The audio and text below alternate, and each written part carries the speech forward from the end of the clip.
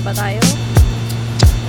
Okay, so before anything else, I would like to introduce first myself. By the way, my name is Rijan, and I will be your tour guide for today. Rijan, but maybe you can just call me Long for short. My co-tour guide, Bin.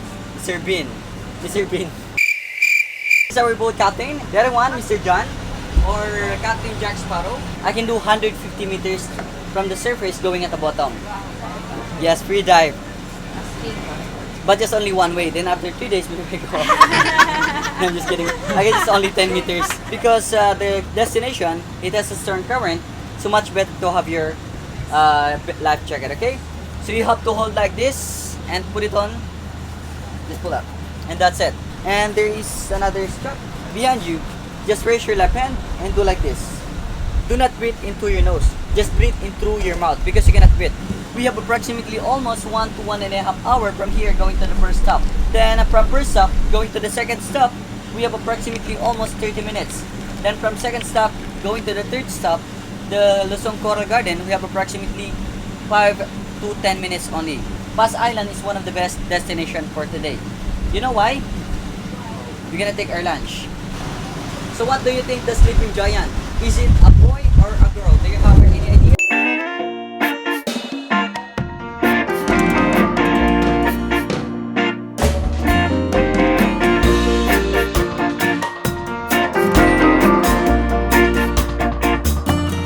It's a man who discovered the skeleton shipwreck right here.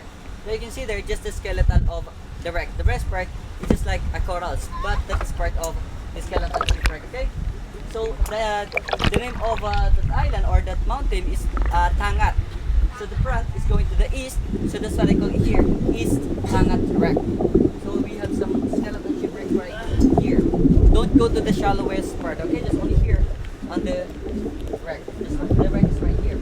If you have some GoPro, it's really nice for GoPro. You can do free dive also to the skeleton shipwreck. It has only 20 to 35 meters long, then 15 meters wide.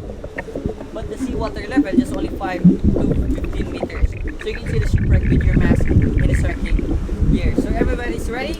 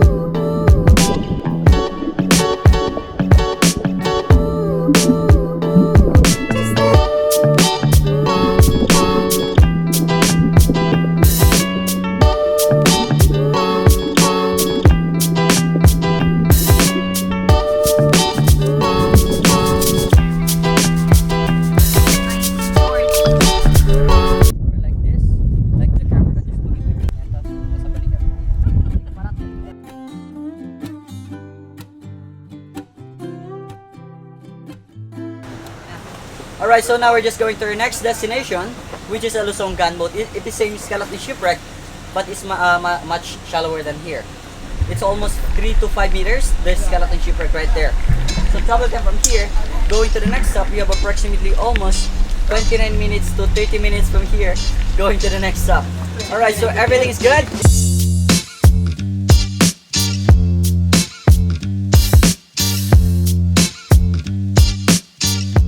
Once again everyone, welcome here to our second destination, which is Lusong Gunboat.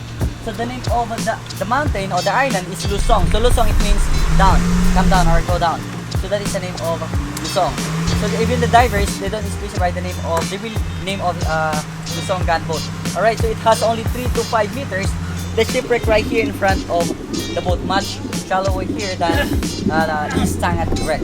Alright, so if you want to swim, the swimming area just only right here, going on that area. Okay, stepping on the shipwreck is not allowed, okay? Because if you're gonna step on the coral, you can get one on your foot. So that's why stepping on the coral is not allowed.